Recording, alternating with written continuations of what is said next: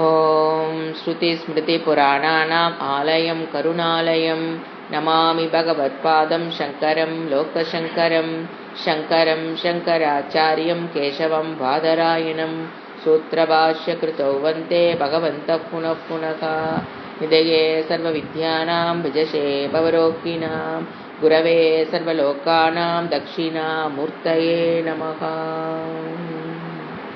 ॐ सहना भवतु सहनौ भुनक्तु सह वीर्यं करवावहै तेजस्विनावधीतमस्तु मा विद्विषावहै।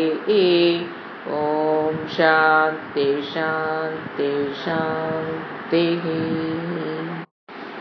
वैराग्य शतकं फर्स्ट वर्स प्रेयर्स। चूटोत्तं सितचन्द्रचारुकलिका सञ्चञ्चिका भास्वरः लीलादग्धविलोलकामशलभः श्रेयो दशाग्रे स्फुरन् अन्तःस्फूर्जतपारमोहतिमिर प्राग्भारमुच्चाडयन् चेदसत्मनियोगिनां विजयते ज्ञानप्रदीपो हरः। ஞானப்பிரதீபோ ஹரஹ. இதான் முக்கியமான ஒரு சொல். ஞானம் என்கின்ற தீப ஒளியால் அஜ்ஞானத்தை ஹரஹ. ஞான தீபத்தினால் ஹரஹ. ஹரஹன டு கில், ஹன் ஹல் அப்படின்னா ஞானம் என்கின்ற ஒளியால் தீப ஒளியால் அஜ்ஞானத்தை விளக்குபவராக இருப்பவர் ஈஸ்வரஹா. இங்க ஈஸ்வரன் அவரை வழிபாடு செய்தல் அப்படிங்கிறத நம்ம பார்த்திருக்கோம். 3 விதமாக வழிபாடுகள். ஒன்று பிகினிங் ஸ்டேஜ், இறைவனுக்கு கை கால் உருவத்தை கொடுத்து, அதை சிவபெருமானாக எடுத்துணர் கொடுக்கிறார். ஒரு சிவபெருமானாக உருவத்தை கொடுத்து ஒரு இடத்துல உட்கார்ந்துருக்கிற மாதிரி, அது வைகுண்டமாக இருந்தாலும் சரி கைலாசமாக இருந்தாலும் சரி, அவருக்கு பசிக்கும், அவருக்கு 3 வேளை உணவு கொடுக்கணும், அவருக்கு வெய்ய காலத்தில் ஏசி போடணும், இந்த மாதிரி வழிபாடுகள். அவருக்கு ஒரு பெட்ரூம் கொடுத்து அவரை அதில் படுக்க வச்சு, அவருக்கு தொட்டில் படுக்க வச்சு உட்கார வச்சு தொட்டில் ஆட்டி விசிறி சாமரம் வீசி, இந்த வழிபாடுகள் நம்ம நிறைய நாரத பக்தி சூத்திரங்களை பார்த்துருக்கிறோம். இன்ஃபார்மல் பக்தி. அவருக்கு ஒரு உருவத்தை கொடுத்து, தவறு கிடையாது. This is a beginning stage. Don't criticise anybody. இது பிகினிங் ஸ்டேஜ். அவருக்கு ஒரு உருவத்தை கொடுத்து நம்ம மனிதனாகவே அவரை நினைத்து, அவருக்கு எப்படி எனக்கு என்னெல்லாம் தேவையோ அதெல்லாம் அவருக்கு தேவை, அதை எல்லாத்தையும் கொடுக்கிறது. கொடுத்து குளிர்வித்து இறைவனிடம் பக்தி செலுத்துதல். லவ் அண்ட் அஃபெக்ஷன் டுவர்ட்ஸ் பகவான். தட் இஸ் பக்தி. இது ஃபர்ஸ்ட் விதம். அடுத்த லெவல் வேதாந்தத்துக்குள்ள வந்ததுக்கு அப்புறம் தான் நீங்க அடுத்த லெவலுக்குள்ள போக முடியும். அது வரைக்கும் இல்லைன்னா இந்த பக்தியோட முடிஞ்சிடும். If you have a luck in your life and come in to வேதாந்தத்துக்குள்ள வந்தீங்கன்னா அப்போ இறைவன் சொல்லி தருவார். அதான் ஃபர்ஸ்ட் பாத்தீங்கன்னா கேவல நிமித்த காரணமா வச்சு வழிபடுறது. உங்களுக்கு புரியும் நினைக்கிறேன். ஃபர்ஸ்ட் இன்ஃபார்மல் பக்திங்கிறது கேவலம்னா மட்டும், கேவல நிமித்த காரணமா மட்டும் இறைவனை பார்க்கறது. உலகத்தை படைத்த நிமித்த காரணமாக மட்டும் ஈஸ்வரனை பார்த்தல். நிமித்த காரணம், இன்டெலிஜென்ட் காஸ் ஆஃப் தி சிருஷ்டி அப்படிங்கிற ஆட்டிடியூட்ல மட்டும் ஈஸ்வரனை பார்த்து வழிபடுதல். அடுத்தது வேதாந்தத்துக்குள்ள வந்ததுக்கு அப்புறம் சாஸ்திரம் சொல்லிக் கொடுக்கும், அவரு உபாதான காரணமாகவும் அவர் இருக்கிறார் அப்படிங்கிற அறிவு உள்ள போனதுக்கு அப்புறம் தான் எங்க வர முடியும்? விஸ்வரூப பக்தி. This is second level. அங்கதான் வரணும். எடுத்தோன்னு அரூபத்துக்குலாம் போக முடியாது. அங்கதான் விபூதி யோகம்ல இங்க விளையாடும். புரிய வைக்கணும்ல, நமக்கு புரிய வைக்கிறக்காகத்தான் இறைவன் விபூதி யோகத்திலும் கொண்டாந்து கொடுக்குறாரு. அப்போ எப்படி பாக்குறோம்? உபாத நிமித்த காரணம்ங்கிறது ஒத்துக்கிறோம். பிளஸ் உபாதான காரணமும் இறைவனே. அதுல பரிணாமி உபாதான காரணம் ஈஸ்வரஹா தனக்குள் மாற்றத்தை ஏற்படுத்தி கொண்டு இந்த உலகமாக மாறி இருக்கிறார். முதல்ல உலகத்தை படைத்தவரா பார்க்கிறோம். வேதாந்தத்துக்குள்ள வந்ததுக்கு அப்புறம் இறைவன் உலகமாக மாறி இருக்கிறார். எப்படி? மெட்டீரியல் காசும் அவர் தான். அப்புறம் பரிணாமி உபாதான காரணம் தனக்குள் மாற்றத்தை ஏற்படுத்தி கொண்டு ஈஸ்வரன் இந்த உலகமாக இருக்கிறார். அப்ப யார் அங்க உள்ள வருவா? மாயா. திரிகுணா ஆத்மிகா மாயா தன் கையில் வைத்துக்கொண்டு இந்த உலகமாக பரிணாம உபாதான காரணமாக இருக்கிறார் அப்படின்னு புரியும் போது சகஸ்ரசீர்ஷா புருஷக சகஸ்ராட்ச சகஸ்ரபாத் இங்க இருக்கிற அவர் எல்லா கைகளாகவும் எல்லா கால்களாகவும் நான் பார்க்கிற எல்லா சகஸ்ர சீர்ஷா எல்லா தலைகளும் அவரே. அதுதான் புருஷ சூக்தம். சகஸ்ர சீர்ஷா புருஷக. அப்படி விஸ்வரூபமாக இங்க இருப்பது அனைத்தும் விஸ்வரூப ஈஸ்வரனாக வழிபடுதல். முதல்ல ஏக்க ரூபமாக வழிபடுதல். அவருக்குன்னு ஒரு உருவத்தை கொடுத்துருவோம், ஏக்க ரூபம் வழிபடுதல். அடுத்தது பல இருப்பது அனைத்தும் அவருக்கு போது எப்படி சொல்றோம்? விஸ்வரூப ஈஸ்வரகா. எப்ப எந்த ஞானம் அப்ப உள்ள போயிருக்குது? இறைவன் தான் பரிணாம உபாதான காரணமாக மெட்டீரியல் காசும் அவரா இருக்கிறதுனாலதான் இங்க இருப்பது அனைத்தும் இறைவனை தவிர்த்து வேற எதுவும் ஈசா வாஷ்யம் இதகும் சர்வம்ங்கிற அந்த பரிணாம மீனிங்ல. இது செகண்ட் லெவல் பக்தி. இது லவ் அண்ட் அஃபெக்ஷன் டுவர்ட்ஸ் பகவான் தான். இதுவும் பக்தி தான். அடுத்து மூணாவது என்னது? அரூப ஈஸ்வரஹா. ஃபார்ம்லெஸ். அவருக்கு உருவம் என்பது கிடையாது. சோ ஏக ரூப டு அநேக ரூப டு அரூப. அவருக்கு உருவம் இல்லாதவர், வெறும் கான்சியஸ்னஸ். இறைவன் என்பது கான்சியஸ்னஸ், பியோர் கான்சியஸ்னஸ், ஞான சொரூபமானவர். அவருக்கு உருவம் கிடையாது, ஞான சொரூபம். அதுதான் ஞான தீபகா. இந்த இடத்துல சொல்றாரு பாத்தீங்களா? அந்த இறைவன் எப்படி இருக்காரு?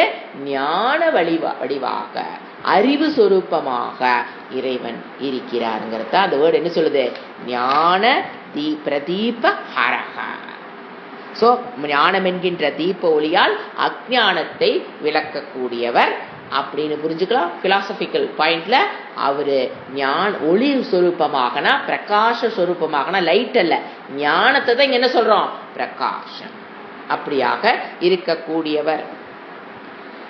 விஜயத்தே, விஜயத்தை விளங்குகிறார் அர்த்தம். விஜயத்தைனா விளங்குகிறார். எப்படி? ஞான பிரதீபமாக, விளக்காக அவர் தீபமாக. ஹரஹா விஜயத்தே, அவர் அந்த மாதிரி விளங்குகிறார். ஸ்ரேயோ தச அக்ரே ஸ்புரன். ஸ்ரேயோ, ஸ்ரேய மார்க்கத்தில், கட்டோபனிஷத்து ஸ்ரேயஸ் மார்க்கம், மோக்ஷ மார்க்கத்தில், வேதாந்த விசாரத்தின் முடிவில் அக்ரே ஸ்புரன்னு அடையப்படும் அந்த ஞான ஒளியாக. அந்த ஞான ஒளி எப்ப அடையலாம்?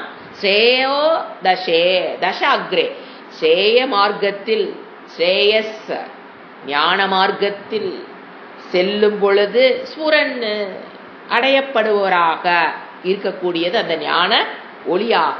அந்த மார்க்கத்தில் சென்று அடையக்கூடிய ஒளி ரூபமாக அறியக்கூடிய அர்த்தம். ஸ்ரேயஸ் மார்க்கத்தில் சென்று அறியக்கூடிய ஒளி ரூபமாக மேலத்தோட நம்ம கனெக்ட் பண்ணிக்கலாம்.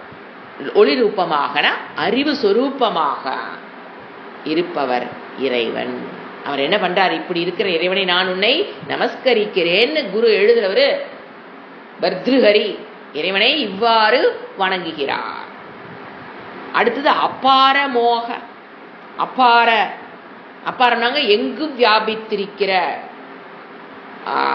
மோஸ்ட் பெர்வேடிங், எல்லாத்திலும் பெர்வேடாய் இருக்கிற அபார. எது? மோக, அஞ்ஞானம், திமிர, இருட்டு. அதே திமிரனாங்க என்ன சொல்லுது? கும் இருட்டு. அதாவது நம்ம 8 o'clock ஒரு இருட்டை பார்ப்போம், 12 o'clock 1 o'clock ஒரு இருட்டை பார்ப்போம், ஒரு 5 o'clock ஒரு இருட்டு தான். ஆனால் ரெண்டுக்கு வித்தியாசம் இருக்கு பார்த்தீங்கன்னா. அந்த நடுவில் தெரியுது வர 12 மணி 1 மணி கும் இருட்டு, அதை திமிர இருட்டு. பிராக் பாரம், திமிரன இருட்டு, பிராக் பாரம்னா டென்ஸ் இருட்டு, ரொம்ப டென்ஸான இருட்டு. எது? அஞ்ஞானம். அஞ்ஞானம் என்பது ஒரு கும் இருட்டை போன்றது.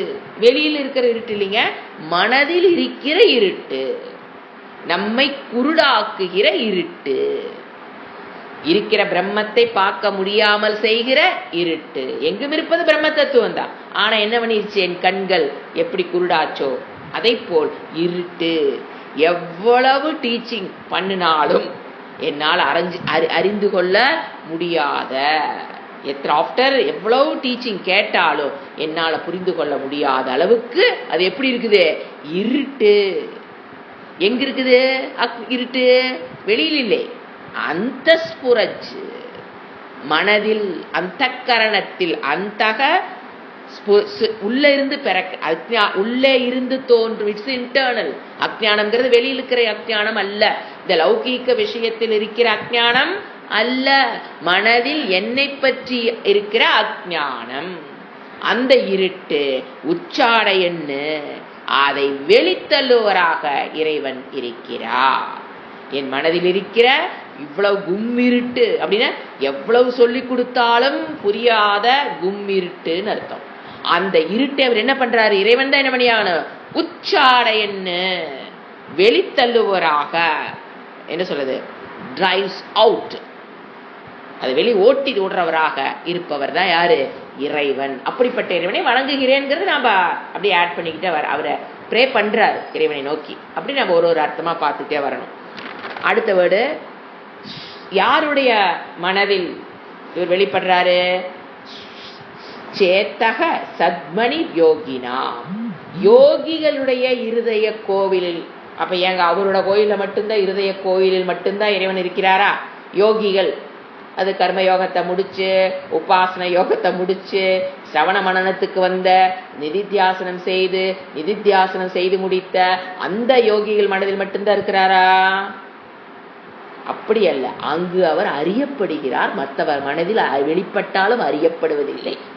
யோகிகளுடைய மனதில் அவர் அறியப்பட்டவராக இருக்கிறார், மற்றவர் மனதில் அவர் அறியப்படாமல் எப்படித்தான் இருக்காரு? இருட்டாக. அவர் உள்ள டார்க்கா தான் இருக்காரு. சோ யோகிகளுடைய இருதய கோவிலில்னா அவங்க இதயத்தில் மட்டும் இறைவன் குடிகொண்டாருங்கிற தவறு. எல்லாருடைய மனதிலும் இறைவன் குடிகொண்டுதான் இருக்கிறார்.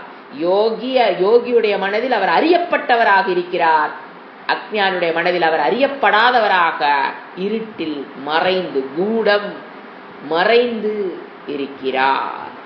ஆனா வெளிப்படுறது என்னதான்? எல்லா இடத்திலும் சமமாக, சமத்துவம் எல்லா இடத்திலும் சமமாக. அது கீழ் ஜாதியா இருந்தாலும், மேல் ஜாதியா இருந்தாலும், கொசுவா இருந்தாலும், யானையா இருந்தாலும், எல்லா ஜீவராசிகளுடைய மனதிலும் அவர் வெளிப்பட்டு தான் இருக்கார். No doubt in that. But யாருடைய மனதில் அவர் அறியப்படுகிறார்? யோகிகளுடைய மனதில்.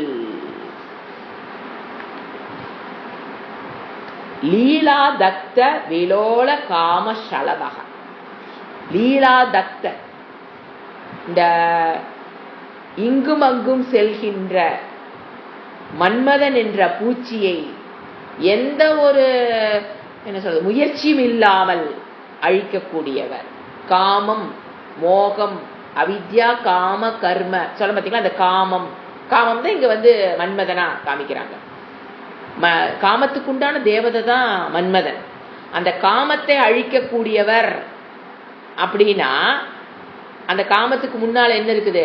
அஜ்ஞானம், அவித்யா, காமம், அதிலிருந்து பிறந்த என்னது? கர்மம். அந்த ஸ்டாண்ட் பாயிண்ட் போய் பிடிச்சுக்கணும். அந்த இடத்துல அந்த காமத்தை அழிக்கக்கூடியவர். எப்படிங்க காமத்தை அழிக்கிறாரு? அஜ்ஞானத்தை போக்குவதன் மூலியமாக. அதனுடைய கான்சிக்வன்ஸ்ல என்னது? காமம், கர்மம் எல்லாவற்றையும் போக்கக்கூடியவராக இருக்கிறார். மன்மதனை எரித்தல், காமத்தை எரித்தல். ஏன்னா காமம்ங்கிறது ஏன் எரிக்கிறோம்னா சாம்பல் ஆகும். ஏன்னா கொஞ்சம் நீங்க செடியை பிடுங்கி விட்டீங்கன்னா அது மறுபடியும் மேல வர்றதுக்கு வாய்ப்பு இருக்கு. மரமெல்லாம் வெட்டி விட்டுருக்காங்க பாத்தீங்கன்னா, அங்கங்க என்ன ஆகுது? தலை வைக்கும். அந்த மாதிரி இல்லாமல் எரிப்பது. காமத்தை என்ன பண்றது? எரித்தல், முற்றிலுமாக, total, without any Seshan, without any left over, கம்ப்ளீட்டா எரிக்கக்கூடியவர். அப்புறம் அவருக்கு 2 அட்ஜெக்டிவ் பார்த்தோம். சந்திரனை, அழகிய ஒளிவடைத்த சந்திரனை, பிரகாசமான ஜடா, ஜொரூபம், ஜடையை உடையவர். அப்ப அது பிரகாசம் என்பது ஞானத்தை அவர் எங்க வச்சிருக்காரு? தன் அறிவில் வைத்திருக்கிறார். அது சந்திரங்கிறது ஒளி. சந்திரனை, அழகிய கதிர்களான சந்திரனை அவர் எப்படி வச்சிருக்காரு? ஆபரணமாக உடையவர். சந்திர சாரு கலிகா, சந்திர சாரு கலிகா, சந்திரனை ஆபரணமாக, கூடோத்தம சித, ஆபரணமாக உடையவர். சஞ்சிக்கா, சிக்கான ஜடை. ஜடை எப்படி இருக்குதாமா? பிரகாசம், ஒளிரும் கதிர்களை உடைய ஜடைனா. 2 எதை குறிக்குது? ஞான சொரூபியாக, நித்திய முக்தனாக, நித்திய சுத்தனாக ஈஸ்வரன் இருக்கிறார். ஆல்ரெடி அவர் எதுல இருக்காரு? நித்திய முக்த சுத்த ஸ்வபாவகா. அது சங்கருடைய லாங்குவேஜ், பெட் வேர்ட்ஸ். அதைத்தான் இங்க அவர் சொல்றாரு பர்தஹரி. அப்படிப்பட்ட ஞானத்தை உடையவன் ஈஸ்வரன். என்னது? அவர் ஒரு குருட்ட போய் சேர்ந்து அஜ்ஞானத்தை போக்கணுங்கிறது கிடையாது. அவரு நித்திய முக்தகா, எப்பவுமே ஞானிதான், எப்பவுமே ஞானத்தில் நிற்பவர் தான், எப்பவுமே ராகதேஷிலிருந்து விடுபட்டவர் தான். நித்திய முக்த புத்த அறிவு சொரூபகா. இதுதான் நம்ம இந்த இதுல பார்த்தோம். இப்ப இந்த இடத்துல ஒரு செகண்ட் மீனிங்லாம் நம்ம திங்க் பண்ணோம்னா நிறைய மீனிங் வரும். பர்தஹரி ஸ்லோகம் எடுத்தீங்கன்னு வச்சுக்கோங்களேன், ஒரு ஸ்லோகத்தை எடுத்த டிஃப்ரெண்ட் ஆங்கிள் கொண்டு போயிட்டே இருக்கலாம். உங்களுக்கு சாம்பிளுக்கு இதை கொடுக்குறேன். இப்ப பாருங்க, சந்திரங்கிற பிரின்சிபல் எடுக்கிறாரா? இறைவனை சொல்லும் போது எந்த பிரின்சிபல் எடுக்கிறாரு? சந்திரன். கால தத்துவத்தை தனக்குள் கொண்டவர். ஏன் சந்திரன் தான் காலத்துக்கு தத்துவமே. எப்படிங்க காலம்? ஆமா, காலம் எப்படி டிசைட் பண்ண? எப்படி அவங்க இது படிச்சாங்க? பஞ்சாங்கம் சந்திரனை பேஸ் பண்ணி தானே. அமாவாசை, இன்னைக்கு பௌர்ணமி, இன்னைக்கு திதியை, இன்னைக்கு திருத்தியை, இன்னைக்கு சதுர்த்தி, இன்னைக்கு ஏகாதசி, எப்படிங்க கண்டுபிடிக்கிறோம்? சந்திரன் தான் என்னது? காலத்தை நிர்ணயம். கால தத்துவம்ங்கிறது சந்திரனுடைய வச்சுதான் நம்ம கால தத்துவமே நமக்கு அமைத்திருக்கிறோம். ஸோ டிட்டர்மைன் த கால தத்துவம், தத்துவமாக அவர் இருக்கிறாருங்கிறத குறிக்கிறதுக்காகத்தான் என்ன வழிங்க பர்தஹரி கொண்டு வராரு? சந்திர, ஒளிர்கின்ற சந்திரராக தன் தலையில் கொண்டுள்ளாருங்கிறது கால தத்துவமாக அந்த இறைவன் இருக்கிறார். உங்களுக்கு அந்த புராணத்துல பாத்தீங்கன்னா மன்மதனை அந்த நாம நினைச்சு பார்க்கலாம். அது அப்படியும் நம்ம இதை திங்க் பண்ணலாம். இப்ப மன்மதனை எரித்தவன் பஸ்மாசுரன், ஒரு அசுரன் வருவான். அவன் இறைவனை சிவபெருமானிடம் வேண்டி, நாங்கள் என் கையை யார் மேலே வச்சாலும் அது பஸ்மமாகணும்னு வேண்டுவான். இது உங்களுக்கு தெரியும். இந்த மாதிரி புராணம். அப்புறம் மோகினி ரூபத்தில் யார் காப்பாற்ற வந்தாகணும்? விஷ்ணு தான் வருவார். மோகினி ரூபத்தில், மாயைங்கிற ரூபத்தில் அவர் ஓடுவார். அவங்க பின்னால் இவன் பஸ்மாசுரன் போயிடுவான். சிவபெருமான் காப்பாற்றப்பட்டு விடுவார். அந்த மாதிரி ஆங்கிள்லையும், பிலாசபிக்கல் ஆங்கிள்லையும் ஒரு ஸ்லோகத்தையும் பார்க்கலாம். புராணத்தினுடைய ஆங்கிள்லையும் பார்க்கலாம். ஏங்க இது இப்படியா அப்படியா, யாருக்கு எவ்வளவு கெத்து இருக்குதோ அந்த அளவுக்கு புரிஞ்சுக்கலாம். உங்களுக்குள் எவ்வளவு ஒரு அறிவு இருக்கோ அதுக்கு தகுந்த ஆங்கிள் நம்ம என்ன பண்ணலாம்? Interpretation can be given. That is Bhartrihari. நீங்க எந்த இந்த ஸ்லோகத்தை ஒரு 5 வயசு 10 வயசு குழந்தைக்கு நம்ம சொல்லிக் கொடுக்கலாம். ஒரு அஜ்ஞானியாக இருந்து வெறும் பக்தியோட இருக்கவங்களுக்கு சொல்லும் போது வேற மாதிரி சொல்லணும். வேதாந்தத்துக்குள்ள வந்தவங்களுக்கு இது சொல்லலாம். எப்படி வேணாலும் நம்ம இதை இன்டர்பிரேஷன் பண்ணலாம். அது டிபெண்ட்ஸ் அப்பான் த இன்டர்பிரட்டர். அவர் எப்படி அதுக்குள்ள சக்தி இருக்கோ, அந்த அறிவு இருக்கோ, அதுக்கு தகுந்த மாதிரி அவர் என்ன பண்ணலாம். ஏன்னா சில பேர் ஐயோ அவங்கன்னு அப்படி சொன்னாங்களே, இவன் எந்த மாதிரி வேணாலும் இது என்ன பண்ணலாம். நம்ம யார் எந்த லெவலுக்கு ஸ்டூடெண்ட் இருக்காங்களோ அந்த லெவலுக்கு, குழந்தைகள், அஜ்ஞானிகள், ஸ்டூடெண்ட்ஸ், வேதாந்த ஸ்டூடெண்ட்ஸ், யாருக்கு வேணாலும் நம்ம என்ன பண்ணிக்கலாம், அதை டிஃப்ரெண்ட் டைப்ல இன்டர்பிரேஷன் கொண்டு வரலாம். தவறில்லை. ஸோ இப்போ இன்னொரு இன்டர்பிரேஷன், ஞான அக்னி. ஏன் சிவபெருமான் நாம் இவ்வளவு நாள் பார்த்தது 3வது கண்ணால் எல்லாத்தையும் எரிக்கக்கூடியவர். புராணத்துல பார்த்துருக்கோம். கண்ணை திறந்தாரு சிவபெருமான், எல்லாத்தையும் எரிச்சிட்டாரு. ஆனா பிலாசபிக்கல் ஆங்கிள் அது என்னவா தெரியுது? இந்த 2 கண்களும் துவைதத்தை காண்பித்துக் கொண்டிருக்கும் பொழுதே 3வது கண்ணான ஞானத்தை பெற்ற மூணாவது கண்கிறது மனக்கண். அதை திறந்து அத்வைதத்தை காணக்கூடியவர்னு அர்த்தம். அப்படி இந்த ஞான அக்னி டெஸ்ட்ராய்ஸ் த காமா. ஞான அக்னி எதை அரைக்குது? அங்க என்ன பார்த்தோம்? நெற்றிக்கண்ணை திறந்து காமனை மன்மதனை அழித்தார்னு சொல்றோம் பார்த்தீங்களா? அதனுடைய வேதாந்திக் இன்டர்பிரேஷன் என்ன? அந்த ஞானம் கண்கள் இரண்டும் துவைதத்தை காமித்து கொண்டு இருக்கும் பொழுதே ஞானம்ங்கிற கண்ணை திறந்து எதை அழிக்கக்கூடியவர்? காமத்தை அழிக்கக்கூடியவர்னா அஜ்ஞானம். ஞானம்ங்கிற ஒளி வந்தவுடன் அஜ்ஞானம்ங்கிறது காணாமல் போய்விடும். அப்படிங்கிற இன்டர்பிரேஷன் நம்ம பண்ணலாம். ஸோ இந்த இடத்துல ஞானம் is compared to that light that comes out of Sivaperuman's third eye. So third ஐங்கிறது மனக்கண்ணில் ஞானத்தை பெற்ற மனக்கண். ஞானத்தை பெற்று அது நிற்கக்கூடிய மனக்கண் தான் மூணாவது கண்ணே. அதை எரித்தல் என்பது யாரை எரிக்கிறாரு? அந்த கண் வர்ற ஞானம் எதை அழிக்குது? அஜ்ஞானம் என்கின்ற இருட்டை அழிக்கக்கூடியது அந்த ஞானம். இது பிலசாபிக்கல் ஆங்கிள் நாம் இதை பார்க்கிறோம். இது வெளியில் இருக்கிற இருட்டை எப்படி சூரியன் ஒளி போக்குகிறதோ அதை போல் மனதிற்குள் இருக்கிற இருட்டு, என்னை பற்றிய அஜ்ஞானம், என் மனதில் இருக்கிற இருட்டு, என் புத்தியில் இருக்கிற அறியாமையை இறைவன் என்ன பண்றாரு? ஞானத்தை கொடுப்பவராக இருக்கிறார். இப்ப நீங்க அவித்யா பாத்தீங்கன்னா ரெண்டு டைப் ஆஃப் அவித்யா நீங்க புரிஞ்சுக்கணும். ரெண்டையும் போக்கக்கூடியவர் இறைவன் நம்ம சொல்றோம். ஃபர்ஸ்ட் மூல அவித்யா, தூள அவித்யான்னு சொல்லுவோம். அவித்யனா அறியாமைங்க. ரெண்டு டைப் அதை நம்ம சொல்லுவோம். மூல அவித்யா, மூலம்னா ரூட் சொல்றது. அந்த மூல அவித்யானா என்னை பற்றிய ஆத்மா அவித்யை போக்கக்கூடியவர் இறைவன். இப்ப நம்ம நாளைக்கு பரீட்சை எல்லாம் ஃபைனல் எக்ஸாம் டைம். எல்லா குழந்தைகளும் தினம் சாமி கும்பிட்றாங்களோ இல்லையோ, இப்போ பார்த்தீங்கன்னா ஸ்கூலுக்கு போகிறக்கு முன்னால் சாமி ரூமில் போய் நல்லா பவ்யமாக சாமி கும்பிட்டு பட்டையை போட்டு, அப்போது அவங்க அந்த இடத்துல பாருங்க தூள அவித்யா, இந்த லௌகீக விஷயத்தில் இருக்கிற அவித்யையும் போக்கக்கூடியவர் யாரு தான்? இறைவன். அப்போ ரெண்டு அவித்யாவும் போக்கக்கூடியவர். அவங்க அந்த குழந்தைகளும் ப்ரே பண்ணுது அப்படின்னா அவங்க என்னது கொஸ்டின் என்ன கேட்குறாங்களோ அதுக்கு உண்டா பதிலை கொடுத்து நான் என்ன பண்ண அந்த ஞானத்தை பெறணுங்கிறது அவங்களுடைய வேண்டுதல். இப்போ நீங்கள் ஜாப் ஆரம்பிக்கிறோம், ஒரு பிஸ்னஸ் ஆரம்பிக்கிறோம், ஜாபுக்கு போகிறோம், அவங்க என்ன பண்ணுறாங்க? அதில் இருக்கிற அஜ்ஞானத்தை விலகுவதற்காக அவங்க இறைவனை அந்த அவித்தியை போக்கக்கூடியவர். ஸோ இந்த இடத்துல அவித்தியை போக்கக்கூடியவர்னா ரெண்டு அவித்தியன்னு புரிஞ்சுக்கணும். ஒன்று ஆத்மாவை பற்றிய அவித்தியங்கிறது மூல அவித்யா, தூள அவித்யாங்கிறது இந்த லௌகீக விஷயத்தில் இருக்கிற அவித்தியை போக்கக்கூடியவராகவும் யார் இருக்காரு? அந்த ஈஸ்வரன். அவரைத்தான் நம்ம சிவபெருமானாகவும் விஷ்ணுவாகவும் முருகராகவும் விநாயகராகவும் அவங்கவுங்க இஷ்ட தேவ ரூபத்தில் அந்த எதுக்கு முதல்ல ட்ரை பண்ணுவாங்க அந்த குழந்தை? தூள அவித்யாவை விளக்குவதற்காகத்தான் முதல்ல இறைவனிடம் நம் பக்தி செலுத்தவே ஆரம்பிப்போம். தவறில்லை. அது எங்க வரணும்? மூல அவித்யாவை விளக்குவதற்கு அந்த இறைவனிடம் பிரார்த்தனை வேணும்னா தெரியும். That is a growth, spiritual growth. புரிஞ்சுங்களா? ஸோ இப்போ என்ன பார்க்குறோம் இந்த ஸ்லோகத்திலிருந்து? சிவபெருமான் என்ன சொல்ல? விளக்கு. என்னது? lamp of knowledge. A lamp of knowledge.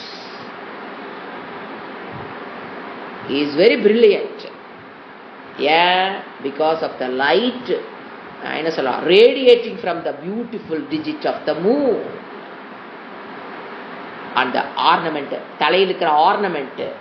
So Lord Siva எப்படி இந்த ஸ்லோகத்தில் என்ன சொல்ல வரார்? Bhartrihari is a lamp of knowledge, விளக்கு, ஞான விளக்கு, lamp of knowledge.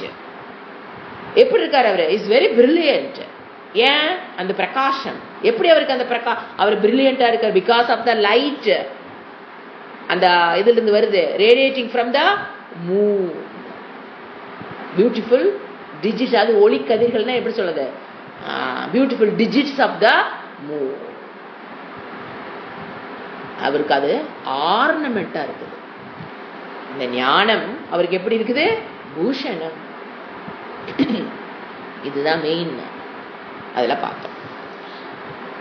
அடுத்தது நம்ம செகண்ட் இதுக்கு போறதுக்கு முன்னால வைராகியம் மொத்தம் 100 வேர்சஸ் இருக்குது. அதில் நாம் செலக்ட் பண்ணி படிக்க போகிறோம். அந்த வைராகிய சதகத்தை பார்த்தீங்கன்னா ஒரு 4 டாப்பிக்காக பிரித்து தான் அமைச்சிருக்கார். வைராகியத்தை there are 4 topics. First topic சம்சார தோஷ தர்ஷனம். இது ஒரு டாபிக்.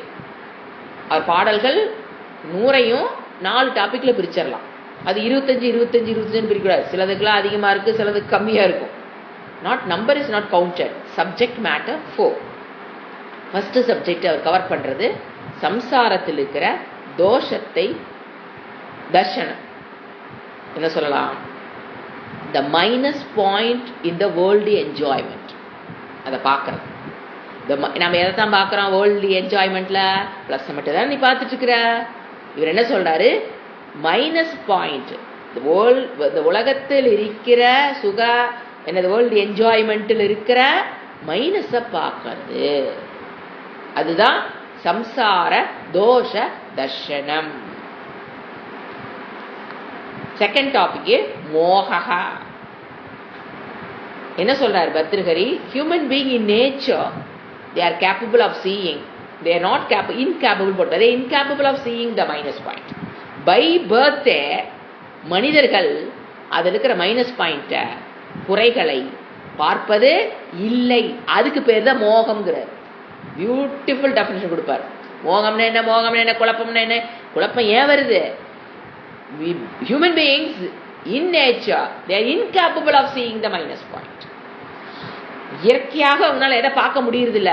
மைனஸ் பாயிண்ட்டை பார்க்க முடியுது. ஒரு வேர்ல்ட்லி என்ஜாய்மெண்ட் வருது, சுகம், இந்திரிய சுகம், இந்திரிய விஷயங்கள். எப்ப குணாகா குணேஷு வர்த்தந்தே, இந்த இந்திரியங்கள் அந்த இந்திரிய விஷயங்களை புணரும் போது ஒரு சுகத்தை நாம் அனுபவிக்கிறோம். அதுக்கு பேர் தான் இந்திரிய சுகம், என்ஜாய்மெண்ட், வேர்ல்ட்லி என்ஜாய்மெண்ட். இது மனிதர்கள் இயற்கையாக அதில் இருக்கிற குறையை பார்ப்பது. எதை மட்டும்தான் பார்க்குறாங்க? நிறைவை. ஃபர்ஸ்ட் எடுத்து என்ன சொல்றாரு? அதில் இருக்கிற குறைய பாரு. ரெண்டாவது என்ன சொல்றாரு? இன்பானாவே ஜனங்க எப்படித்தான் இருக்காங்க? மைனஸ் பாயிண்ட் பார்க்க அவங்களால முடியறது இல்லை. அப்பதான் என்ன பண்ணும் சாஸ்திரம்? இழுத்து வச்சு உட்கார வச்சு ஒரு குரு வச்சு இந்த மைனஸ் பாயிண்ட்ல பாரு, மைனஸ் பாயிண்ட் நீ பாரு. அப்பதான் என்ன வரும்? நமக்கு அந்த விவேகம் பிரித்து அறிகிற சக்தி வரும்போதுதான் நமக்கு என்ன வரும்? வைராகியம், பற்றற்ற நிலை. அடுத்து 3வது பாயிண்ட், அந்த வைராகியத்தை நிறைய ஸ்துதி பண்ணுவார், நிறைய ஸ்லோகங்கள். வைராகியம் ஏன்னா சமுதாயத்தில் ஒரு கருத்து இருக்கு, ஐயோ வைராகியத்தை பெற்றுவிட்டால் இந்த உலக வாழ்க்கையை அனுபவிக்க முடியாதோ, ஒரு எம்டினஸுக்கு போயிடுவானோ அப்படிங்கிற பயம் உலக மக்களிடம் இருக்குது. போட்டு அடி அடி முடிப்பார். வைராகியம் என்பது அவ்வளவு நீ நினைக்கிற மாதிரிலாம் கிளாஸுக்கு வந்தோன்னே நீ வைராகியத்தை பெற்று அனுபவிக்க முடியாது. கற்பனையெல்லாம் பண்ணாத. இந்த ஜென்மத்தில் நீ வைராக்கியத்தை பெறுவது ஒரு ஜென்மம் தேவைப்படும். இந்த ஒரு ஜென்மத்தில் வைராக்கியத்தை நீ பெற்றுட்டா அது பெரிய கிரேட் விக்டரி ஃபார் யூ. சும்மா தேவையில்லாமல கவலைப்படாத. ஐயோ வைராகியம் வந்துட்டு நான் இப்படி ஆயிடுவேனா? அப்படி வராது. இந்த ஜென்மத்துக்கு அவ்வளோ ஈஸியால் அது வராது. அது கிடைப்பதற்கரிய ஒரு பொக்கிஷம். நீ நினைக்கிற மாதிரி அது அல்ல. ஏன்னா நீ அந்த அளவுக்கு எதில் மூழ்கி கிடக்கிற, எல்லா உலக விஷயத்தில் நீ மூழ்கி கிடக்கிறவனுக்கு வைராகியம் is not possible in this ஜென்மா. நீ ஈஸியாக சொல்லிட்டு இருக்காத அப்படிங்கிறத அந்த வைராகியத்தை ஸ்துதி பண்ணுவார். தி கிரேட்னஸ் ஆஃப் வைராக்கியம். அது 3rd சப்ஜெக்ட் மேட்டர் ஆஃப் வைராக்கிய சதகம். அடுத்து 4th உபதேசம் பண்ணுவார். எப்படி அட்வைஸ் டு த ஹியூமனிட்டி, எப்படி இந்த வைராகியத்திலிருந்து வைராகியத்தை பெறுவது. அதாவது பற்றிலிருந்து விடுபடுவதுன்னு எடுத்துக்கலாம். ஏன்னா பற்றிலிருந்து விடுபடுவது தான் வைராகியமே. ஸோ எப்படி அந்த பற்றிலிருந்து வேர்ல்ட்லி என்ஜாய்மெண்ட்ல இருக்கிற பற்றிலிருந்து விடுபடுவது எப்படி? ஏன்னா வாழ்க்கையில் பர்தஹரியோட ஸ்டோரி இப்போ நினைச்சு பாருங்க. ஒரு அரசனாக இருந்தவர் கடைசி என்ன ஆனார்? ஆண்டி ஆனான்னு சொல்லக்கூடாது. ஆண்டினா ஞானம்ங்க, அது உண்மை. அவர் லைஃப்ல உண்மை. அது அரசன் ஆண்டி ஆனான்னா பர்தஹரி தான். ஆண்டினா ஞானம், பண்டாரம்னா ஞானம். பழனி நீங்க சொல்ற பார்த்தீங்களா, அது ஞானம். எப்பவுமே பழனிங்கிற வேர்ட ஞானத்துக்கு உண்டான ஒரு வேர்டு. பழம் நீ, அந்த ஞானத்தை பெற்றவன், அதான் பழம் நீ. புரிஞ்சுக்கலாம்? ஞானத்தின் அதை பெறுவது எப்படி? இந்த இடத்துல உபதேசம் ஹியூமனிட்டிக்கு பண்றாரு, மனித சமுதாயத்துக்கு பண்றாரு. எப்படி அந்த வைராக்கியத்தை பெறுது, நீ எப்படி எப்படி உன்னோட லைஃப் ஸ்டைல் என்னென்ன உன்னோட attitude towards the worldly enjoyment எப்படி நீ மாத்திக்கணும், அதுல இருக்கிற உண்மை என்ன எல்லாம் நிறைய அட்வைஸ் பண்ணுவார். ஸோ 4 சப்ஜெக்ட் மேட்டர் இதுல வைராக்கிய சதகத்துல. 1 சம்சார தோஷ தர்ஷனம், 2வது மோகம், 3வது வைராக்கிய ஸ்துதி, 4வது உபதேசம். இப்போ சம்சார தோஷ தர்ஷனம், இப்போ செகண்ட் ஸ்லோகத்துக்கு நம்ம போறோம். நான் ஒரு ஸ்லோகம் சொல்லும் போதும் அதுல என்ன இந்த 4ல் இது எதுக்குள்ள வருது, ஏன்னா மாறி மாறி அமைச்சிருப்பாரு. ஃபர்ஸ்ட் சம்சார தோஷத்துக்கு ஒரு 25 ஸ்லோகம், அப்புறம் அப்படியெல்லாம் இல்லை. ஒரு ஸ்லோகத்துல வைராகிய தினசரி சம்சார தோஷத்தை சொல்லுவாரு, அடுத்த உடனே உபதேசத்துக்கு போயிடுவாரு, அப்புறம் மோகத்தை பத்தி பேசுவாரு, அப்புறம் வைராகிய ஸ்துதி பேசுவாரு, திருப்பி சம்சார தோஷ தர்ஷனத்துக்கு வருவார். அப்படித்தான் அமைச்சிருக்காரு. ஸோ ஒரு ஸ்லோகமும் நான் படிக்கிறதுக்கு முன்னால கண்டிப்பா இந்த 4ல் ஏதுன்னு முதல்ல புரிஞ்சுக்கணும், என்ன குரு சொல்றாங்களோ நோட் பண்ணி வச்சுக்கணும். அப்ப அந்த ஆங்கிள் நின்று பாத்தீங்கன்னா தான் இந்த ஸ்லோகமே புரிய போகும். சும்மா என்னமோ சொல்றாருன்னு போனாலும் அங்க ஒண்ணு நம்ம புரியாதுன்னு சொல்ல முடியாது. the clarity of understanding will not be up to that mark. இதுதான் இந்த ஸ்லோகத்துல இப்ப நான் என்ன சொல்றேன், 2வது ஸ்லோகம் என்ன பத்தி பேசுது முதல்ல தெரிஞ்சுக்கணும். இதுக்குதான் குரு வேணுங்கிறது. நீங்களே எடுத்து படிச்சீங்கன்னா எப்படி தெரியும்? இந்த நான் கேட்கறேன், இந்த 4 சப்ஜெக்ட் மேட்டர் இருக்குங்கிறது. இப்ப நீங்க வைராகிய சதகம் மார்க்கெட்ல புக்கு விக்குதுங்க, நீங்க வாங்கிட்டு வரீங்க, ஒரு ஸ்லோகத்துக்கு மீனிங் போட்டிருப்பாங்க, இல்லைலாம் சொல்லு. அது அவங்க எந்த லெவல்ல இருந்து அந்த வைராட்சியத்தை பாக்குறாங்கிறது ஒன்று இருக்குது. ஏக்கரூபமா விஸ்வரூபமா அரூபத்தில் நிக்கிறாரு அவருன்னு தெரியாது நமக்கு. அவரு அது சமஸ்கிருதம் தெரிஞ்சிருக்கு, அவர் மொழிபெயர் எழுதுறாரு. அந்த இடத்துல நம்ம ரிஸ்க் மாற்றோம். அப்புறம் பாருங்க, இதை 4ஆ பிரிச்சிருக்காருங்கிறதெல்லாம் நம்ம பரம்பரையில் வர்றவங்க சொல்றதை கேட்டுதான் இப்ப நான் சொல்றேனே தவிர எந்த புக்லயும் இதெல்லாம் இருக்காது. உடனே வைராட்சியத்தை மார்க்கெட்ல விற்க வாங்கிக்க கூடாது. ஏன்னா அவங்க அந்த ஆத்தர் எந்த அண்டர்ஸ்டாண்டிங், கிளாரிட்டி ஆஃப் அண்டர்ஸ்டாண்டிங் இன்னும் அந்த புக்கில் நமக்கு தெரியாது. அவர் ஏக்க ரூபத்தில் இருந்து எழுதலாங்க, ஏன் எழுதக்கூடாது? அவர் விஸ்வரூபத்துக்கு சில பேர் எழுதியிருக்கலாம், சிலர் அரூப நிலைக்கு வந்தவங்களும் எழுதியிருக்கலாம். இதெல்லாம் ஹைலி ரிஸ்க். ஸோ மூல புக்கு வாங்கி வச்சுக்கணும். மூலம்னா ஸ்லோகங்கள் இருக்கிற புக்கு வாங்கி வச்சுக்கலாம். மீனிங் கண்டிப்பா குரு பரம்பரையில் வந்தவர்கள் சொன்னா மட்டும்தான் அது பெர்ஃபெக்டா கரெக்டா இருக்கு. அதை ஏன் எம்பசைஸ் பண்றேன்னா இதுல இத்தனை ரிஸ்க் இருக்கு. இப்போ என்ன சொல், இப்ப 2வது ஸ்லோகம் என்ன எதை பத்தி பேசுது? சம்சார தோஷ தர்ஷனம். இப்ப என்ன தெரியணும்? வாட் இஸ் சம்சார தோஷ தர்ஷனம். அது தெரிஞ்சதுக்கு அப்புறம் தான் நீங்க எங்க போக முடியும்? அந்த ஸ்லோகத்துக்குள்ள போக முடியும். இப்போ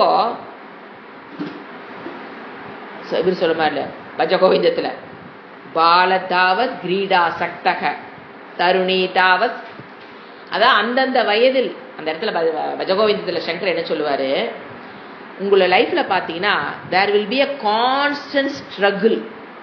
தொடர்ந்து நம்ம ஸ்ட்ரகிள் ஆகிட்டே இருந்திருப்போம். ஃப்ரம் பர்த் இளமை, குழந்தை பருவம், இளமை பருவம், முதுமை பருவம், எல்லாத்துலயும் பாருங்க ஒரு கான்ஸ்டன்ட் ஸ்ட்ரகிள் ஆயிட்டு தான் இருந்திருப்போம். எதுக்கு? For various things. ஏதோ ஒரு விஷயத்துக்கு ஒரு கான்ஸ்டன்ட் தொடர்ந்து நாம கஷ்டப்பட்டுக்கிட்டே தான் வாழ்ந்திருப்போம். எதுக்கு? பொருள்களை அடைவதற்கு. 5 வயசு பையன் நிலத்துல விரட்டில் உருளும், எனக்கு அந்த பலூன் வாங்கி கொடு, கடையில வாங்கி தரல அப்படின்னா நிலத்துல படுத்துக்கிட்டு பெறலுது. பாக்குறதுனால சொல்றேன், வாங்கி கொடுத்தா தான் இந்த இடத்துல வெளியில வருவேன்னு கூட்டத்துக்குள்ள வச்சு நம்மள பழி வாங்குங்க. மற்றவங்கள வாங்கி கொடுத்தா கூட்டிட்டு போங்களேன் அப்படி சொல்ற அளவுக்கு கத்தி பெறாண்டு வாந்தி பண்ணி உள்ள இருக்குதுல வெளியில இடத்துல நார வச்சு ஸ்ட்ரகிள் ஆகுதா இல்லையா? ஸ்ட்ரகிள் ஆகிற பொருள் நீங்க ஏங்க அது குழந்தை அப்படி நினைக்காதீங்க, மனதை பாருங்க. அந்த குழந்தை ஸ்ட்ரகிள் ஆகுதா இல்லையா? From the birth. இப்ப அதே அந்த பையன் ஒரு 10 வயசு ஆனதுக்கு அப்புறம் பலூனுக்கு அப்படி பெறல மாட்டான், எனக்கு அந்த சைக்கிளை வாங்கி கொடு அப்படின்னு படுத்துக்கிட்டு பெறலுதா இல்லையா? ஸோ ஸ்ட்ரகிள் அப்போ இருக்கு. அந்த மனிதனாக பிறந்துட்டீங்கன்னா கான்ஸ்டன்ட் ஸ்ட்ரகிள் ஃபார் எதுக்கு? ஆப்ஜெக்ட்ஸ். அந்த பொருள் வேணுங்கிறக்காக மனிதன் இறக்கிற வரையில் போராடி கொண்டு இருக்கிறான். இது இட்ஸ் a fact. இது கற்பனையோ வேற விஷயமோ, இட் இஸ் அ ஃபேக்ட். முதல்ல அதை புரிஞ்சுக்கணும். பிறந்ததுலேருந்து நான் என்ன பண்ணிட்டு இருக்கேன், போராடிட்டு இருக்கிறேன். சரி, எதுக்கு அதை போராடுறோம்? ஃபார் மை செக்யூரிட்டி அல்லது ஹாப்பினஸ். இந்த ரெண்டுக்காக போராடி இருப்பீங்க. 5 வயசுல செக்யூரிட்டிக்கால போராட மாட்டோம், ஹாப்பினஸ் அது வாங்கி கொடுத்தா எனக்கு நல்லா இருக்குன்னு அதை பண்ணுவோம், இதை பண்ணுவோம். அதே கொஞ்சம் பெருசாகும் போது என்ன புரியும்? ஃபார் மை செக்யூரிட்டி, நான் இவ்வளவு பணத்தை சேமிச்சுக்கணும். ஃபார் மை செக்யூரிட்டி, எனக்கு இந்த பணம் செக்யூரிட்டி கொடுக்கும். ஸோ ஃபார் மை செக்யூரிட்டி, பாதுகாப்பு உணர்வு தான் ஃபீலிங் ஆஃப் செக்யூரிட்டி. அதுக்காகவும் எதுக்கு? Feeling of security and happiness, சந்தோஷமா இருக்கும். அப்படிங்கறக்காகத்தான் நம்ம வெல்த்தும் சரி ஹெல்த்தும் சரி எதை தேடுறோம்? அந்த செக்யூரிட்டிக்காகவும் ஹாப்பிக்காகவும் தான் நம்ம நம்ம வாழ்க்கையில பார்த்தோம், ஒரு தொடர்ந்து ஒரு போராட்டம். வயது மாற மாற பொருள்கள் மாறி இருக்கலாம், மனதில் போராட்டம் ஓயவே இன்னும் இல்லை. சாஸ்திரம் என்ன சொல்லுது? நீ இவ்வளவு நாள் போராடுற இல்ல, அதுல எல்லாம் கொஞ்சம் ஹாப்பினஸ் இருக்கு, இல்லைன்னு சொல்லல. சாஸ்திரம் சொல்லல. நீ ஒரு பலூன் வாங்கினா ஒரு சந்தோஷம், ஒரு 2 சக்கர சைக்கிள் வாங்கினா சந்தோஷம், ஒரு வீடு வாங்கினா அந்த வயசுக்கு சந்தோஷம், பையனுக்கு கல்யாணம் பண்ணா ஒரு சந்தோஷம். சோ எல்லாத்துலயுமே என்ன இருக்கு? To some extent there is happiness but not permanent. பெர்மனண்டான சந்தோஷத்தை, செக்யூரிட்டியோ ஹாப்பினஸையோ அதுகள் கொடுப்பது இல்லை. ஆனா மனிதர்கள் நாம் என்ன பண்றோம்? we see only the positive side of that object. இயற்கையாகவே நம்ம அந்த பாசிட்டிவ் சைடை மட்டும்தான் பார்ப்போம், நெகட்டிவ் சைடை பார்க்க மாட்டோம். இப்ப பாருங்க, ஒரு பொருள் இருக்கு, நீங்க அதனுடைய பாசிட்டிவ் சைடு மட்டும் பாக்குறீங்க, அதனோட நெகட்டிவ் சைடை இயற்கையாவே பார்க்க முடியாது. அஜ்ஞானம், அவித்யா, காமம். ஸோ நீங்க நாள ஸ்பெஷல்லாம் சொல்லாதீங்க. அஜ்ஞானத்தோட தான் ஒரு மனுஷனும் பிறக்கிறான், அவனுக்கு என்னதான் இருக்கும்? காமம் பற்று கண்டிப்பா இருக்கும். இல்லாமல் ஒரு மனிதன் கூட பிறக்க முடியாது. ஏன்னா அவித்யனால ஒரு பிறப்பே ஏற்படுது. அந்த அவித்யோட கான்சிக்வன்ஸ் தான் காமமே. அப்புறம் எனக்கு காமம் இல்லைன்னா, பிறக்கும் போது இருந்து எனக்கு காமம் இல்லைன்னா அப்ப பிறப்பே இருந்திருக்க கூடாது. ஏன்னா காமமே இல்லைன்னா அங்க அவித்யா இல்லைன்னு அர்த்தம். அவித்யா இல்லைன்னு நீங்க பிறந்திருக்க மாட்டீங்க. சோ பிறந்துட்டனாவே எங்கதான் பிறப்போம்? அவித்யா, காமம்.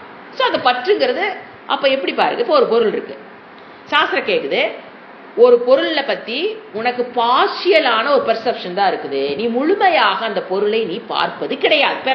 பிறப்பே அப்படி.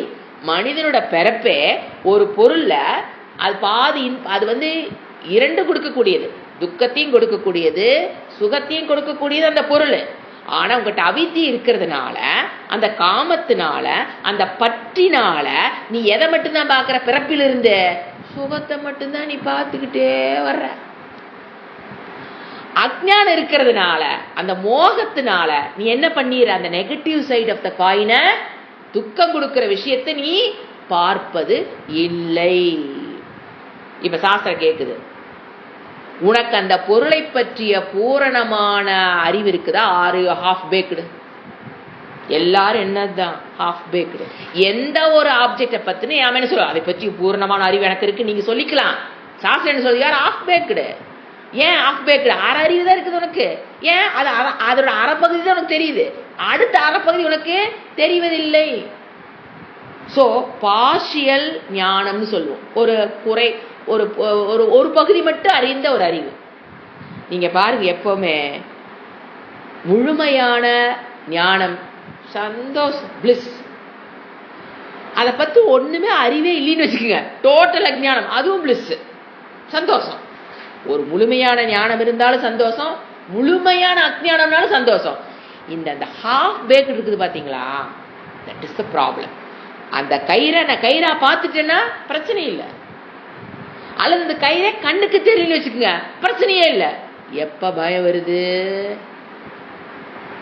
ஹாஃப் பேக்டு, பார்ஷியல் ஞானம். கயிற்றை இப்படி பாக்குறேன், பாம்பா பார்க்கும் போது எனக்கு பயம் வருமே தவிர சோ இந்த உலக பொருள்கள் என்னை பயமுறுத்துவதற்கு காரணம், ஒரு கயிறு என்னை பயமுறுத்துவதற்கு காரணம் அதை பற்றி ஆஃப் பேக். எனக்கு அந்த அந்த இடத்துல அஜ்ஞானம்ங்கிறது டோட்டலா கிடையாது. தெரிந்தும் தெரியாமல் கயிறு இருக்கிற தெரியுதுனால தான் நம்ம அதை மேல பாம்பை ஏற்றி காமிக்கிறோம். கயிறே கண்ணுக்கு தெரியல போது நீங்க எந்த பாம்பை ஏற்ற போறீங்க, எதை பார்த்து பயப்பட போறீங்க? சோ அதை போல் இந்த உலகத்தில் இருக்கிற ஒவ்வொரு விஷயத்தை பற்றியும் யூ ஆர் ஹேவிங் அஜ்ஞானம் கிடையாது, ஞானம் கிடையாது, நடுவுல ஆஃப் பேக்டுன்னு சொல்லுவோம் இங்கிலீஷ்ல. அதுக்கு பேர் தமிழ்ல என்ன சொல்லுவது, அரைகுறை ஞானம் அப்படி வேணா எடுத்துக்கலாம். தமிழ் ஹாஃப் பேக், அரைகுறை ஞானம். வெந்தும் வேகாமலும் அரைகுறை, அரைவேக்காடு, அரைவேக்காட்டு ஞானம். எந்த பொருள் எடுத்தீங்கன்னாலும் சரி, இன்பானாவே அனைத்து மனிதர்களும் இப்படித்தான் இருக்கிறோம். அதனாலதான் நிம்மதியா இருக்க முடியல. பிரச்சனை, this is the root cause for my dukkha, because I'm having off-baked ஞானம் about the all objects in this world, all persons, not only objects. You bring all human beings, all எல்லா எதை கண்ணை திறந்து பாக்குறீங்களோ அதுல உங்களுக்கு இருக்கிறது என்ன அறிவுதான். பறவையிலிருந்து நீங்க எம்ஃபில் படிச்சிருக்கலாங்க, பிஹெச்டி படிச்சிருக்கலாங்க, டபுள் டிகிரி படிச்சிருக்கலாங்க, வருஷ 10 கோடி டர்ன் ஓவர் பண்ணலாம், but you are half baked. அப்போ எப்படி சந்தோஷமா இருக்கிறது? we cannot have a happily. புரிஞ்சுங்களா? என்னோட பிரச்சனை எங்க நிக்குது புரிஞ்சுங்களா? so I cannot have a partial ஞானம் about this world. give me dukkha. dukkasya karanam half baked knowledge of this world. it may be a person, it may be an object, it may be experience. எதை வேணா நீங்க எடுத்துக்கங்க, எல்லாத்துக்கும் எனக்கு என்னதான் இருக்குது, half baked. so என்ன பண்ண முடியாது? இப்போ டு அவாய்ட் தட் பெயின், துக்கத்திலிருந்து இப்போ நான் வரணும். டு அவாய்ட் தட் பெயின் நான் என்ன பண்ணணும்? அதாவது ஒரு பொருளை போய் பிடிக்கிறேன், பிடிச்சனா 2 வரும் இப்போ தெரிஞ்சு போச்சு. எதை நீங்க போய் பிடிச்சாலும், அது குழந்தைகளா, கணவனா, மனைவியா, பொருள்களா, அரிசியா, எந்த பொருள் வேணா எடுங்க, இப்போ என்ன வரப்போகுது நமக்கு? 2 வருது. டு அவாய்ட் நம்ம யூஸ்வலா என்ன பண்ணுவோம்? அந்த சுகத்தை மட்டும் வேணும், என்ன வேண்டாம் நினைப்போம். ஐயோ அந்த பொருள் வருகிற துக்கம் எனக்கு வேண்டாம். அதுதான் இப்போ அடுத்த பாயிண்ட் என்ன இருக்குன்னு தெரிஞ்சு போச்சு. இப்போ நம்மளுடைய ஸ்டாண்ட் பாயிண்ட் என்ன? அது இருக்கிற சுகம் மட்டும் எனக்கு வேணும். என்ன வேண்டாம் நினைப்போம்? ரோஸ் மட்டும் வேணும், முள்ளு குத்திடக்கூடாது. இது ஈஸியான எக்ஸாம். எனக்கு ரோஸ் வேணும், ஆனா அது அது பிளஸ், மைனஸ் என்ன? முள்ளு. அப்ப லைஃப் எப்படி? நம்ம என்ன எதிர்பார்க்கிற எல்லா மனிதர்களும் முள்ளு குத்தாம எனக்கு என்ன எடுக்கணும்? ரோஸை எடுக்கணும். அப்ப என்ன பண்ணுவீங்க? அலர்ட். குழந்தைக்கு போனா என் கை குத்திக்குது, போனா எதை குச்சிக்கின்னு வந்துடும், கை காலை குத்தாம என்ன பண்ணுவோம்? அந்த முள்ளெல்லாம் இல்லாம அழகா விளக்கி விட்டு எப்படி பொறிக்கணுமோ அப்படி பொறிச்சோம்னா முள்ளு குத்தாது. இதானே? இதேதான் லைஃப்.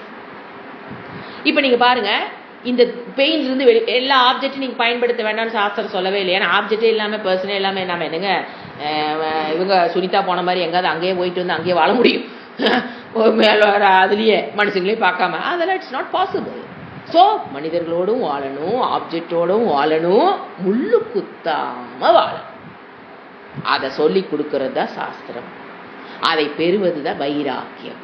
முள்ளு குத்தாம ரோஸை பொறிக்கிறதுக்கு பேரு தாங்க வைராக்கியம். ரோஸே வேண்டான்னு சொல்லல, பொறி. முள்ளு குத்தாம பொறிச்சுக்கோ. இது வாழ்க்கையில் கத்துக்கணுமா வேண்டாமா? வைராக்கியம்ங்கிறது அதுதான். முள்ளு குத்தாம அந்த ரோஸை பொறிப்பது எப்படி, அதை சொல்லி அது அந்த அந்த ஆட்டிடியூட் தான் வைராக்கியமே. இப்ப என்ன பண்ணணும்? இப்ப நமக்கு 2 வழி சொல்லி கொடுக்குது சாஸ்திரம். எது? ஒரு பொருள், ஆப்ஜெக்ட், பர்சன்ஸ் எல்லாமே எனக்கு வேணும், ஆனா அதுல இருக்கிற எது வரக்கூடாது? எனக்கு துக்கம் வரக்கூடாது, சுகம் வேணும். ஏன்னா சுகமும் அந்த பொருளே வேண்டான்ட்டிங்க வச்சுங்க. ஒரு 2 ஆப்ஷன் இருக்கு. ஐயோ இந்த உலகத்தில் இருக்கிற பொருள் எல்லாம் எனக்கு துக்கத்தை கொடுக்குதுடா சாமி, எனக்கு எதுவும் வேண்டாம். மைண்ட் எம்டி ஆயிடும். யூ வில் பிகம் சூன்யம் இல்லைங்களா? எந்த பொருள் வேண்டான்ட்டு எப்படிங்க வாழ்றது? மைண்ட் என்ன ஆயிரும்? சூன்யம். ஸோ என்னோட ஸ்டாண்ட் பாயிண்ட் 2 வேண்டான்னு சொல்ல முடியாது. எது? எனக்கு அந்த பொருளே வேண்டாம், ஏன் அதில் இருக்கிற சுகமும் வேண்டாம், அதில் இருக்கிற துக்கம் வேண்டாம் நீங்க முடிவெடுத்தீங்கன்னா you are a number 1 idiot in this world. ஏன்? ஏங்க சுகமும் வேண்டான்ட்டு துக்கம் வேண்டான்ட்டு அப்ப எங்க emptiness, you will become zero. Zero means vacuum. In mind vacuum will be created. இது அடுத்த பிரச்சனை. இது எப்படிங்க சமாளிக்கிறது? இங்கதான் இறைவன் வேண்டுங்கிறது. இந்த எந்த மனிதன் இதுக்குள்ள சொல்யூஷன் கண்டுபிடிக்க முடியாது. ஏன்னா இது துக்கம் கொடுக்குது சுகம் கொடுக்குது, ஒன்னா விட்டா ரெண்டே விடணும் இல்லைங்களா? ரோஸும் வேண்டாம் முள்ளு வேண்டாம். அப்ப ரோஸும் வேண்டாம் முள்ளு வேண்டாம்னா மனசுல எப்படி இருக்கு? ஒரு ஏக்கம் வருமா? ஐயோ ரோஸ் எனக்கு கிடைக்கலையே, ஒரு ஏக்கம் வருமா வராதா? தட் இஸ் ஒரு அது ஒரு எம்டினஸ், வேக்யூம் வந்துடும். இந்த பொருள் கிடைக்கலிங் போது நமக்குள்ள என்ன வரும்? ஒரு வேக்யூம்னஸ். ஸோ அதுவும் வரக்கூடாது. நீங்க பாருங்க, முள்ளும் குத்தக்கூடாது, அது இல்லையேன்னு ஒரு வேக்யூமும் கிரியேட் ஆகக்கூடாது, எம்டினஸும் மனதுக்குள்ள வரக்கூடாது. என்ன solution? So vacuum will be a big problem ஆயிடும். ஸோ அதுக்கு என்ன சொல்யூஷன்? I need happiness. இதுக்கு என்ன சொல்யூஷன்? இது இந்த நிலையில் நான் பெருக்கிறேன். இதுல 2 மார்க்கம் சொல்லி கொடுக்குது சாஸ்திரம். இந்த துக்கத்தில் இப்ப துக்கசிய காரணம் என்ன புரிஞ்சிருச்சு, இதுல இருந்து இப்ப விடுபடணுமே. 2 வழி, ஒன்னு பிரவிற்த்தி, இன்னொன்னு நிவிருத்தி. 2 வழி இருக்கு. நீங்க to want a happy life in this situation, how can you have a happy life? There are 2 ways, பிரவிற்த்தி நிவிருத்தி. பிரவிற்த்தினா என்னன்னாங்க, இப்போ ஃபார் எக்ஸாம்பிள் நம்ம நாளைக்கு ரிஷிகேஷ் போறோம்னா அங்க ஒரு பயங்கர குளிர் அப்படிங்கறக்காக அது விடுறது இல்லை. நம்ம என்ன பண்றோம்? we protect ourselves. அங்க போனா என்னென்ன ஸ்கார்ப் வச்சுக்கணுமா போட்டுக்கணுமா, நம்ம கோல்டஸ்ட் ஏரியா போறோம் அப்படின்னா நம்ம என்ன பண்ணிக்குவோம்? நம்மள ப்ரொடெக்ட் பண்ணிக்குவோம், நம்மள நாமளே ஸ்ட்ரென்தன் பண்ணிக்குவோம். That is we prepare ourselves to ஜமாளிக்கிறது. அந்த சூழ்நிலையை ஜமாளிக்கிறதுக்கு உண்டான ப்ரிப்பரேஷன்ஸ்ல என்ன பண்ணி வச்சுக்கிறது, அதுக்கு பேர் பிரவிற்த்தி. கஷ்டமான சூழ்நிலை, குளிர் 0 டிகிரி, அங்க போக வேண்டாம்னு சொல்லல, உன்னை நீ என்ன பண்ணிக்கோ, prepare yourself to face that cold. This is பிரவிற்த்தி மார்க்கம். துக்கத்தை இப்ப நமக்கு இந்த பாயிண்ட் ரிஷிக்கு குளிர் இல்ல, துக்கம். அந்த துக்கத்திலிருந்து விடுபடுவதற்கு இன்னர் ஸ்ட்ரென்த் அதை டெவலப் பண்ணிக்கிறது. அது அதுக்கு என்ன பேரு? ப்ரிப்பரேஷன்ஸ். அந்த துக்கத்தை வருவதற்கு முன்மையே என்ன பண்ணிக்கிறது? நமக்குள்ள ஒரு இன்னர் ஸ்ட்ரென்த்தை கொண்டு வர்றது. அது பிரவிற்த்தி. அதுக்குள்ள போவோம், அந்த குளிர் 0 டிகிரிக்குள்ள போவோம்.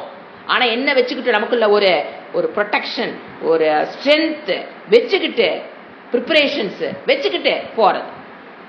This is one way of getting out of துக்கா. தட் இஸ் நோன் அஸ் பிரவிற்த்தி, போறது. இன்னொன்னு இருக்கு நிவிருத்தி, செகண்ட். அது இந்த துக்கத்திலிருந்து விடுபடுறதுக்கு நிவிருத்தின்னு ஒண்ணு இருக்கு. நிவிருத்தினாங்க அதாவது